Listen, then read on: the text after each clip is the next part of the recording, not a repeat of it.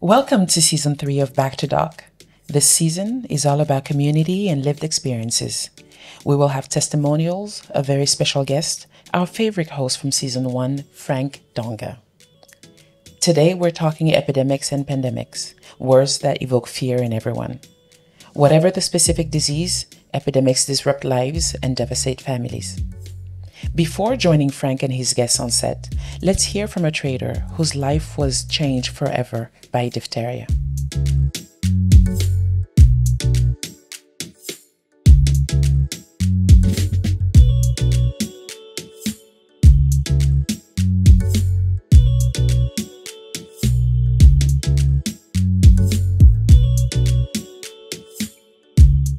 My name is Mr. Muyideen. I'm 48 years old. I reside in Lagos. I'm a trader.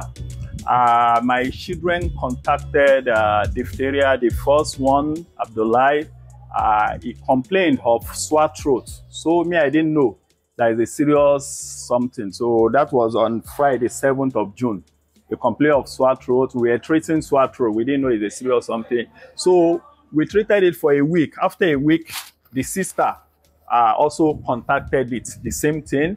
And 2 days after, another sister. The boy that started it is 12 years old. The sister, 10 years old, contacted it. And another sister of 15 years old contacted it. So that's how we started taking them. We first take them to the health center in our estate, my two. But they say they referred us to Ajiro Regional Hospital. From there, they started treating them. They treated them there for a week before they referred the first one, 15 years old, the sister to Luthier. When we got to Luthier, they delayed the admission. I lost that one that day. So the other two, we faced many challenges because at last they took the other two in Lut. But during treatment, I lost the first boy also. But the third one, which is 10 years old, thank God that one is doing well. So we have many emotional challenges, financial. I've spent over 3 million. Still yet, I lose 2 of them. But thank God the third one has survived because they've told us that the diphtheria is no more in our blood. So we say that immunization is very important and vaccination because I won't say I'm the type that took it serious before. So it's their mother that do the immunization. I don't monitor it. But according to the findings of the doctor, they say maybe they were not immunized for the diphtheria. That's what caused it. So I will employ everybody. They should take the immunization very seriously and vaccinations. Anybody there that is abroad, we should please take it very seriously. So that we will not face the type of things I've faced here. So I pray any of us does not face such a challenge. So thank you very much. Well, the healthcare system, I would say they really give me some disappointment because when I first brought the first child that was referred to this load, they were saying there was no bed space. We were begging them. This girl is dying. We were there at the emergency ward outside. They didn't take her until she died outside there that evening. So when they referred the other two to this load, I was thinking the place that the first one got, I won't bring them there. I took them to a specialist hospital where I spent some millions before those who also refer me to Lut.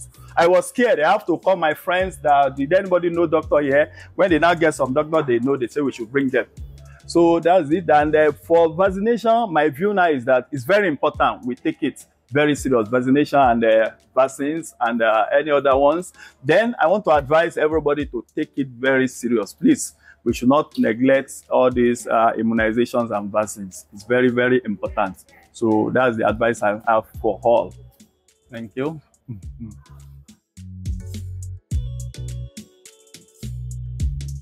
Now joining Frank and his guests on the set. Frank, how far? I do. Thank you very much, Leah. And it's great to be here right here in the studio with 2 wonderful people that are going to be joining me for this discussion on epidemics. We have our very own doctor in the building, our very own doctor in-house, Dr. Anire. She's a public health physician. You're welcome, Doc. Thank you. Thank you, Frank. Back to Doc Season 3. It's good to see you again. Yeah. Great. And joining us in this conversation, to my immediate right is the gentleman looking all calm, but powerful. Muyideen. Muyideen is a graphic designer and also digital. Yeah, digital marketer. Nice. So To you, Doc, I mean, we saw that report. Pretty sad for a person to have lost 2 children to diphtheria. That's really, really... In the space of 1 week? Space of 1 week, that's sad. What, you mentioned things like sore throats. What exactly is diphtheria? What is it? Diphtheria is a serious infectious disease of the upper respiratory tract infection. Upper respiratory tract. It is vaccine preventable, meaning that you can take a vaccine to prevent it. However, you need to take multiple doses and booster doses to sustain the immunity you get from it. And one of the symptoms is sore throat. It starts with sore throat and then fever. And what makes it so fatal is that the bacteria produces a toxin that can attack the heart and the nerves. Okay, and then people with diphtheria, there's also the production of a membrane at the back of the neck that makes it difficult to breathe and swallow. So it could be fatal in 30% of people who have it, especially if they do not seek treatment early. And even if they do seek treatment early, because of the production of the toxin, it can actually be fatal. Because like I said, even if they take antibiotics, the toxin can destroy the heart and nerves. So it's quite serious. And it's an epidemic-prone disease, meaning that it can be transmitted from one person to the other. So it can be spread by people in the community. Doc, is there anything that anyone can do, first of all, maybe to help somebody if you notice that maybe the person in the village, you know, a lot of our people in the villages, and if they notice something like that based off these kind of symptoms, is there anything you can do in the immediate, at least maybe help the person to have a fighting chance? Well, when we notice that someone has diphtheria, what we do is we can give the close contact some form of antibiotic to help their chances, like erythromycin and all that, basically as a prophylactic. So that's what you can do. But essentially, the most important thing you can do is to make sure that every child is immunized, as at when they should, because it's vaccine preventable. So every child should be vaccinated. And even though you take all the doses, there are at least 3 doses of the diphtheria vaccine. You take them 4 weeks apart. And not only that, you need booster doses, because if you listen to his story, the first child that had it was 12 years old. And then another one 10. So it tends to also affect adolescents as well, and it's fatal in them. So in as much as you get your routine immunization vaccines, you should also take booster doses when you are an adolescent to sustain the immunity. So sad to hear about that one. Looks like we are safe. I mean, look at you. What do you think? Have you ever heard of this disease before? No, I've not really heard of it. I'm not really familiar with the disease.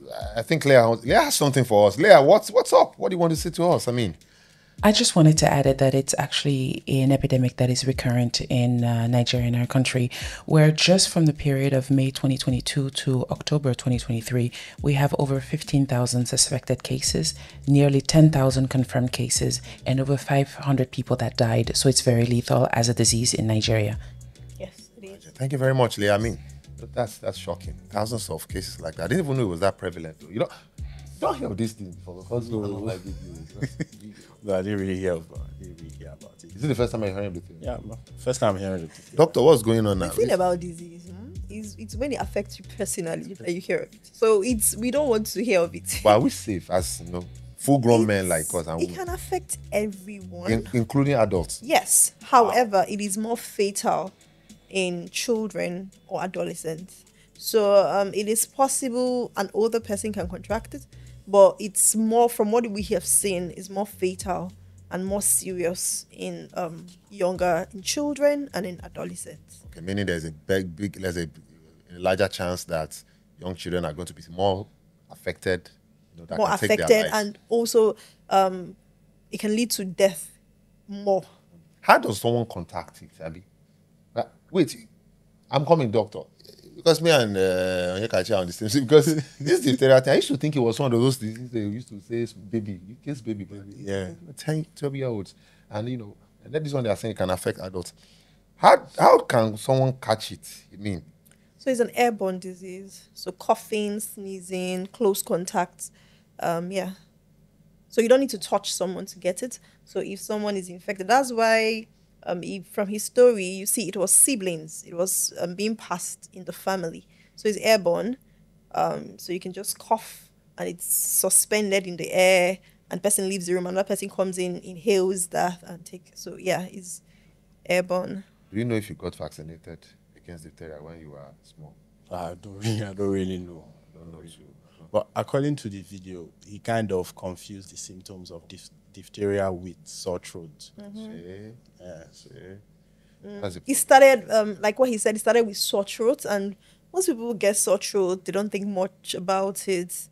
But and then they were at home for a week, and the sore throat progressed, and suddenly he couldn't breathe. And that's because like there's a membrane that is formed at the back of the throat that prevents breathing.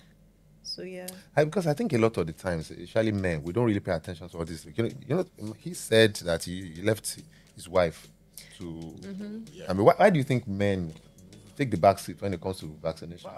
Men matter with children. I don't know, men kind of take disease like, for example, even if I have a cough, I don't think of going to the pharmacy. Let me drink ginger and lemon, then I'm done with the cough. Based on saying, a man, you be man. Don't you lose guard. That is it. I mean, thank you very much, Doc, for that contribution. Also, when it comes to epidemics like this, are there other diseases that can affect populations? I mean, it's shocking that you and I are not very familiar with diphtheria. Diphtheria, yeah. And also, his hearing is killing people. Other diseases like this exist? Yeah. Right now, there's an epidemic of cholera in Lagos, Nigeria. So cholera is another epidemic prone disease. Cholera, we've had, of course, COVID-19, which a lot of people know. Yeah.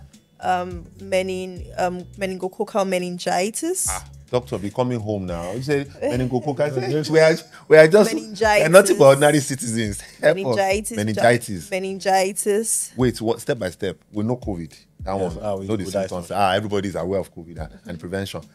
Meningitis. What does that one affect? How does that one show so that we can know how to dodge? It's a inflammation of the meninges, the brain. The meninges cover the brain. So somebody has to be swelling.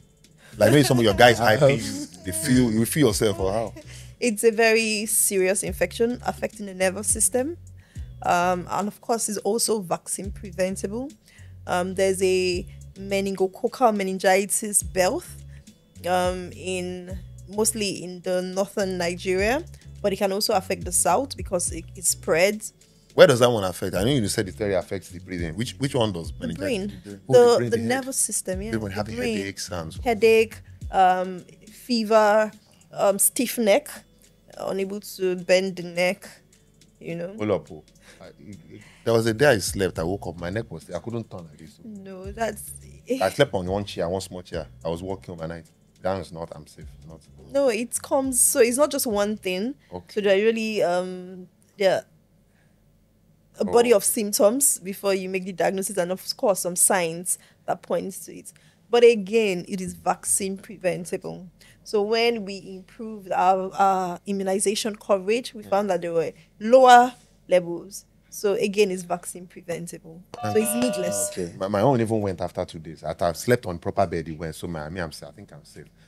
Leah, what do you have for me on that? Yes, I just wanted to add that meningitis has had several meningitis outbreaks in Nigeria, with notable ones in 1996 and in 2017. The 2017 outbreak affected more than 14,500 people and caused over 1,000 deaths. So it's a very intense disease, and even this year in 2024, we're seeing some outbreaks as well. Thank you very much, Leah. Those figures are shocking sometimes. When you hear thousands of deaths, that's not small numbers. These are people, even lives. And, I mean, they say it on the radio, but you've heard of meningitis before, so just like me. Because sometimes it looks like it's only medical people that really get in touch with these things and know it because it's their work. But we are ordinary citizens. What did you hear about meningitis before now?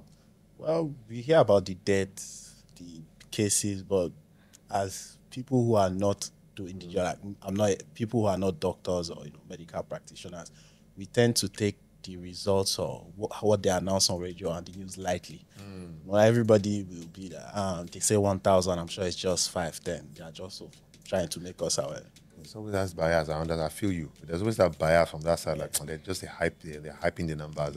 And we like to. A lot of people like to say, "God forbid, it's not my portion." Yeah, exactly. It's not. It can't happen to me. It can't happen to me. It's not covered.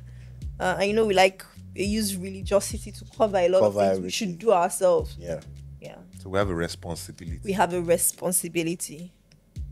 That's a very good choice of word. Because and that's the thing, because education is not just, my field. Because again, I think younger people too also need to learn to get information. Because sometimes, it's good that we have a doctor on set now, but we that are regular people, sometimes we just tend to look at it and say, it's happening somewhere far. Until it happens to somebody that you know. Because these numbers that Leah just gave us, these are shocking numbers. Yeah. Thousands of cases and almost the equal number of deaths. It's critical. Apart from meningitis, you mentioned COVID, you talked about diphtheria. Which other? Okay, we have Lassa fever. Lassa fever, yeah, that's also very fatal. Kills a lot of people. Lassa fever. Polio used to be a problem, but Nigeria has been certified free from polio, from a wild polio virus. Yeah, that's one of the successes of immunization and vaccination. So I've said COVID. I've said HIV, human immunodeficiency virus. So right now it's under control. Okay. But it used to be in the 90s. A lot of people suffered from HIV. It was an epidemic. In fact, it was a pandemic because it affected. It was not just in Nigeria. It crossed international boundaries. There's what we call epidemic and there's what we call a pandemic. Epidemic is when you have a disease in excess of what is expected. So there's something as doctors, there's some diseases you expect to have. Okay. However, when the number of cases are above what is expected, you say, okay, this is an epidemic. So a pandemic is an epidemic that has crossed national boundaries. It has affected a large number of people, and there's a lot of impact, like what COVID did to us. So it usually starts as an epidemic. If it's not well controlled, it can progress to a pandemic. HIV, I think they said HIV. Bros, they don't control that one now. Well, it's to a large extent is under control. It's still there. It's treatable now. Yeah. No, it's now a chronic condition. So to say, with research has been able to help us with highly active antiretroviral therapy. So it's not a death sentence anymore as it used to be in the past, but it's still. What about vaccine for that one? There's no vaccine yet. We are still waiting. So the best vaccine is just is it the ABC or? Yes, that's have you heard about conversation. That one? Abi, doctor, which one is the ABC of it? Avoidance? Abstinence, faithful, use a condom, but that's another conversation. Like in short, maintain your Stop no. You know what to stop now. Just lock up. Hey, maintain composure. That is it. Keep your steez. This Lassa fever that you mentioned, have you come across that? Yeah, I came across Lassa fever in secondary school. Directly. Where did it catch you? Well, it did catch me, but like where we were. Next time you speak on time. Oh no, it did catch me. But where we were like kind of informed that we should watch out because some people were being affected by it and it wasn't too good. But the day it really caught me was the day I saw the rat face to face, and I was confused because normally people are like, that is the kind of rat is when you're sleeping. That's it. But that day, all of us were in class, so we saw the big rat. At first, everybody was like, oh no, it's just a normal rat. But then, when we looked at it properly, we all knew it was Lassa, so everybody ran off. Wait, were you in boarding school? Yeah, I was in boarding house. And the rat used to eat your provision. Now, that's it now. When rat is touching your... Doctor, how does this spread? Yeah, when the mastomys rat is a different kind of rat that causes... that's a rat in their school. Don't worry. Don't tell us your school. So that mastomys rat, that's the one that transmits Lassa fever. And how does it do that? By urinating on things we eat, like gari, you know. And then, so you eat that soiled food. But most times, it's not food alone. It's not when you eat food. It's when you have close contact with people that already have Lassa fever. So it spreads person to person. How? Through saliva, by handshake, or by looking? Close contact can. Close contact. Close contact How can. close are we talking? Okay, very good. I leave it like that. Leave very close contact. A lot of doctors come down with Lassa fever, even though they use the correct personal protective equipment. That's to show you how much it can spread. So they are aware. So it's very easily transmissible. Wow. So then we also have Ebola virus. Okay, there's it's just treatment for that one. But yes, for now there's no. How do you prevent Lassa fever? Just by, apart from covering. Okay, you said it from person to person. So number one, get rid of. You need to know just in case. Okay, you have left. Everybody else. But they say you should cover your gari and. So there are different levels of prevention. We can start by preventing the vector that transmits the infection, which is the mastomys rats. We can do control of that vector in terms of biological control, rat poisoning and all that. And then, of course, keeping your food properly, storing your grains like your gari and storing them well. Okay. In this period that everything is very expensive, I mean, gari, you can't joke with gari. Because I know some people, if they are drinking juice and housefly flies into it, they will squeeze their juice from the fly and throw it away. Because they can't waste any time for wasting. This period is very... Can cooking do anything in case he touches the provision? Like my brother here that, rats used to eat his provision. Not now, as in that time. That time. Oh, don't worry, I got you. Can cooking help? No, generally, cooking has been saving lives. Hey, Generally, apart from Lassa, for other infectious diseases, when you cook, that's why a lot of us, we are being saved in Africa, because we like hot food. So cooking tends to kill germs, especially if you cook for a high temperature. Generally, it can help, but so avoid pests. Eradicate the vectors as much as possible. Cover your food, especially rats. And cholera, what transmits that one? Oh, cholera, that's fecal oral. So meaning it's... Come home. It's spread... Which animal is fecal? No, fecal. Feces. Is that what you give fine name like that? Hey, doctor. So it's fecal oral. Cholera is also a bacteria infection, and it happens when you eat food or water contaminated by the bacteria that causes cholera, Vibrio cholerae. So how do you get it? If someone that has the disease maybe goes to the toilet, did not wash hands properly, goes to cook your food, or your water has been contaminated somehow by the bacteria, it's highly transmissible. So you might not know, or food is not, eating salads, things that are not cooked. So it's spread through the mouth. And that's why the symptoms are also in the digestive system, in terms of intense stooling, vomiting, fever. We wanted to ask a question just now. I was saying, like, for cholera, like, flies do play a part. Do they? They don't. Because when you talk about feces, I see like a fly coming Yes, in there. How feces? But most times, I'm not gonna. In medicine, we say never say never. So it's possible, because a fly can perch from one place. Yes, now carry it from short puts. Why didn't the short puts come to your? Yeah. It could be that they are maybe eating one sweet rice. Exactly. The big chicken, the fly will like, please, my chicken is important. Especially if you buy food outside where the restaurant is not restoring very well. Exactly. Some restaurants are not restoring very well. And the location is not. But most times, contaminated water, someone cooking your food and they didn't wash hands properly, the food is contaminated, the water is contaminated. So source of water supply. See, I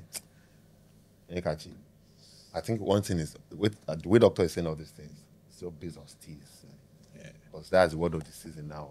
Just maintain that hygiene. I think from what you said, a lot can be prevented by maintaining this hygiene, washing water, covering food, avoiding rat eating our provision, you know, stuff like that. There's also a vaccine for cholera. However, it's not part of the, yes, there is. Okay. But it's not part of the routine immunization schedule. And sometimes it's not very practical to give in an outbreak. Most times, the mainstay of prevention and treatment is sanitation, hygiene and sanitation. So where there's potable water, clean water, you know, people adhere, wash your hands, but good drinking water, most times you don't find cholera. I like the fact that you've also, you know, mentioned sanitation, hygiene, and then vaccine. I want you to come back to that vaccine very soon. This you mentioned vaccination schedule. I would like you to break it down for young children and the ones that adults can take. But Leah has something to tell us. Leah, what's up? Talk to me. I was very interested in the conversation you were having right now and actually wanted to ask a question to the set and particularly to Doctor. In the list of diseases you've spoken to, diphtheria, meningitis, Lassa fever, cholera, maybe add a little bit on yellow fever and measles. Are all of those vaccine preventable? And as adults that are hearing you right now or are hearing the show, hearing you discuss it, is this something that we can actually make the choice today to say, not wait for an outbreak, but make sure that we are vaccinated against today? Or is it something that if it's not necessarily practical, we should wait, in addition, of course, to taking care of all of the sanitary, hygiene, and efforts that we have to take? So one of the mainstay of prevention and control of most infectious diseases is vaccination. Immunization and vaccination is one of the successes of modern medicine, saving lives, averting over 3 to 3.5 million deaths every year. Wow. So what I'm trying to say is about 3 million or 3.5 million people would have died if not for vaccine and immunization. So it's a very cost-effective way of preventing disease. Okay, and there's a schedule for vaccination. You're going to ask that, and I'll say that. So at birth, we advise in Nigeria there's a routine immunization schedule.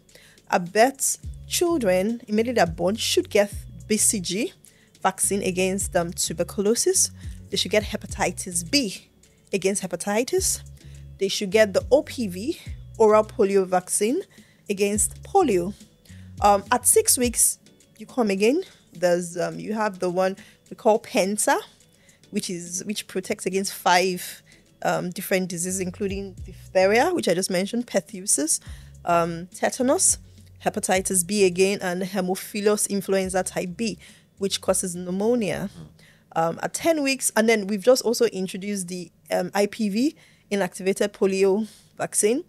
At 10 weeks, you repeat those. 6 weeks, you also get pneumococcal. There's something called pneumococcal vaccine, also against pneumonia. At 10 weeks, you repeat that. Also, at 6 weeks, there's something called rotavirus vaccine, which prevents diarrhea in children. Oh. Yeah. Okay. 14 weeks, you repeat, 10, 14 weeks. And then you wait till 6 months, you get vitamin A. Vitamin A. Then 9 months, measles, yellow fever, and then meningococcal vaccine. And then 6 months later, another dose of measles. And you have completed and now they've just newly introduced the HPV vaccine for young girls 9 to 14 years. Oh, wow. So what does that prevent? Human HPV vaccine, human papilloma virus vaccine. It prevents cervical cancer. Oh. Yes, which is the only vaccine available to prevent cancer. Wow. So we'll talk about that in another episode. Well, it's only for young girls. Well, what happened to young boys? No, young boys will benefit from the vaccine as well. So male and female. It's just that right now in Nigeria, they're just making it free for girls. Okay. Perhaps funding, because it's not cheap to make vaccines available. However, if your males can get it and you can pay for it, why not? Males also get HPV and the diseases it causes, which we'll discuss in another episode, hopefully. That's good, but all these are for children and teenagers. Anything for the boys or grown-up men? Yes, of course. Adolescent. So I've said booster doses of diphtheria, tetanus. Tetanus can affect anybody at any age, and there's a schedule for it. At least you need at least 5 doses.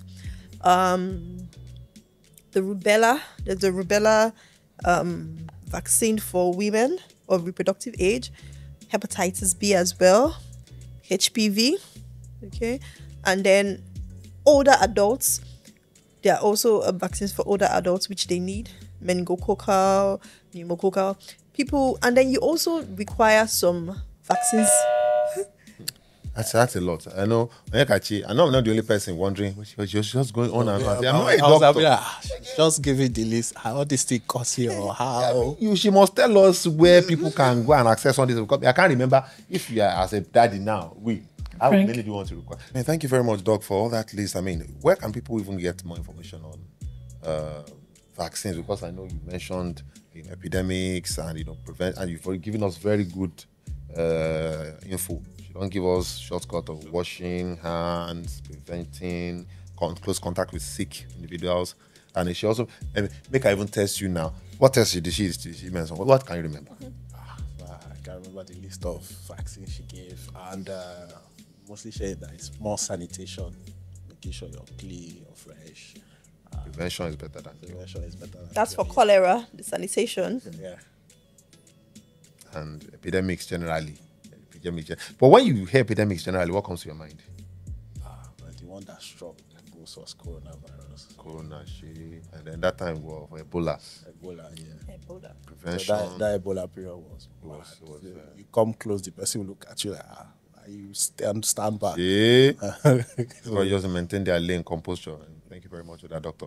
So, as far as, because me personally, I mean, what I've taken away from what doctor has said is to make sure that we stay on guard as far as epidemics is concerned. Make sure that vaccination schedules, the ones that are vaccine preventable, we take them when we are young. You know the vaccine that you took when you are young? You know. I know I took for like tetanus. That's the only one I know. I know there was a list, but I only remember tetanus. They did show you the list when they were giving you. No. You are too young. I was too young. But I'm sure this information, people can access it through their community health. So your primary healthcare center, PHC. When there are epidemics, there's usually what we call risk communication, radio, TV, where you get information from a verifiable source, usually the government or the Ministry of Health. Okay, so let's be very careful who we listen to. Social media is not officially a source of information, except you're going to the handles of places like Nigerian Center for Disease Control and Infection, the Federal Ministry of Health, or doctors like us that are certified to get that information from, because you should not listen to everybody. One of the problems we are having is a lot of people rejecting vaccines because of what they've heard on social media. Who said it? They don't know. They just heard, don't take it. They want to. There are many things they say. Conspiracy. The coronavirus was a lot of people are like, oh no, don't take it. If you take it, you have cancer later. Die. They want to die, or you won't be able to give birth again. So there's a lot of mistrust. That's one, but there's also a lot of misinformation and disinformation, wrong information. Some people do it on purpose. That's disinformation, misinformation. They don't do it on purpose. They just feel they feel they are doing the public a favor, but you are not. You are actually doing them more harm. Actually, I would say those people are like chasing clout. They just want the followers and the views, but they're not really. I wonder why people get on social media, just create graphic artists. People just create these things and why? Like, there are some people that can even see her account, like take a picture of her, then create a whole different account and be giving false info. So that is the area we are at social media. You have to be able to cross-check and watch out. Watch out and cross-check. You heard that. Leah, I'm sure you have something for us. Let's have it. Absolutely. And you've given me a great transition to this segment 3, because social media has become the playing ground for everybody. Everybody has decided that they can be a doctor, they can be a nurse, they can be a healthcare professional without any certification. We all put our opinions out there and people have to be careful. I want to offer you this particular statement that was put on social media for you all to tell us whether it's something to laugh about or to cry about. This post was put by Sahara reporters informing that there was a cholera outbreak in Nigeria, and the statement said, cholera outbreak, Nigeria runs out of vaccines as death tolls hits 40 people in Nigeria. Unfortunately, right under this post from Sahara reporters, there was a comment made by someone who says, read this Sahara reporter's headline again, ... After 40 cases, Nigeria runs out of vaccine, ... And he says in bold letters, there is no cholera outbreak in Nigeria. If you doubt it, go around the hospital. It's all fake, just like the COVID-19 scam. It is all a coordinated scare tactics. Now back to you on set. Is this something to laugh about or to cry about? Okay, I mean... So beside your chair, you have a paddle there. So reach out beside your chair and pick up your paddle. Pick it up, talk. Reach out beside your chair, you see a paddle there. Okay. Hold it. On one side of the paddle, there's an emoji, crying emoji. The other side is laughing emoji. So is this piece of information something to cry about or laugh about? Doctor. I'll laugh. When you catch it, I'll laugh. you laugh. I am already laughing because I mean, and there is a reason, doctor. What do you think? Okay, I'm laughing because it's funny. Ha ha ha ha ha. There's no cholera outbreak. Really? You say that? And I'm crying because someone will genuinely see this and say it's true. There's no cholera outbreak, and then go and eat anyhow and do anyhow, and then come back with this infection and maybe me die from it. So you can't say things like that. You don't have the authority. What authority do you have to say there's nothing like cholera outbreak? Go to the hospital. Has he gone to the hospital? The person said they go around the hospitals. Well, That maybe the person works in the hospital, but you work in the hospital. Tell us what's going on. Before I came on set, we just went to do surveillance for a confirmed case of cholera. Oh, damn. Before 2 days ago, I was going to make my hair, and the stylist was not available. She was on admission for cholera. Huh? So I know personal cases. So it's not so you can't wake up and say there's no cholera. They are just a scam. What rights do you have? What evidence? And another thing, you don't just make statements without evidence. Give not just any evidence, research backed by research before you say such things. And I'm crying because people would read that and follow his advice. So I'm crying on behalf of the masses that just follow blindly. We need to learn how to be critical, sieve information. Who is this person? If he was the Director General of the World Health Organization, okay, maybe there's something to be said. Obviously. If he was the Commissioner for Health of Lagos State, I said okay. If he was a doctor, a medical doctor, well, I'm like, okay. However, I also know that there are some doctors. It depends on who the agenda. There's some people that have agenda. And what agenda are you trying to push? So we need to be discerning. We need to sieve information. We need to learn to be critical in accepting and assimilating information. Don't just pick everything you see. Check. Is it from a verifiable source? Is it from an authority? Is he a doctor? Not just social media doctor. Do we know? We have social media doctors. We have native doctors. People that are not trained in medicine, they just give opinions. Yes. We have wannabe doctors. Yes. So be careful. So when you read something like that, then go and check. Go to World Health Organization site. Go to Nigeria Center for Disease Control website. Go to the Federal Ministry of Health of Nigeria website. These are places you can you're assured because they are the authority in the area of health. So you can, and then the news, what are people saying? What's happening? Because of course the news, nobody can just come and say anything. There are consequences if you spread false news in TV stations that are reputable. What are they saying? So you weigh all these things before you make decisions. When you catch as a digital marketer, I know you use social media a lot. Yeah. Just like Dr. Tu, she's very active with information about health. How do you personally sieve information? How do you navigate? Maybe in the course of trying to do digital marketing for a client, or you're doing research online, you see stuff like this. How do you react to that? How do you Well, make sure? first of all, like in this case, I would say that Twitter never humbled the person because you just give information, no facts. Recently, how people check your tweets, they ask you for a reference. You know, so I'm one of those people. You can post like, oh, Source. this person, okay, show the reference. Where is the news? Tell me where I can check it to be sure. Fact check. Yeah, but if you don't give anywhere, that's how we know that old guy, Lamba. You're talking to talk. Doesn't make any sense. And then also, because some of them that post, they actually use like techniques. Like in this post, he kind of said it's a scare tactic from COVID. So you're bringing everybody back to that time where you don't know, the government is just increasing numbers or they're trying to scare us, so we stay at home, we don't go out, or they don't want us to discuss, or people like those people that are very religious, they'll be like, oh no, this is the devil's plan. So it's a lie, it's all a lie or something. But what I would advise people is check the sources and make sure the people who post, they have reference. Like they have a website they can put, you can go and check. It doesn't even matter if the handle is verified because it might have a blue tick. In our days, you can subscribe for a verification. Like you can see somebody that only has 10 followers, he has subscribed to be verified and pays Instagram or Twitter a certain amount of $1 every month to keep that verification. Your verification doesn't mean you're a doctor. You're a doctor, yeah. And just because you put doctor in your name doesn't mean we don't know which doctor you're doctoring. Exactly. It may not be the honorary doctor or something, unless it's a public health physician, like our humble, beautiful doctor in the And house.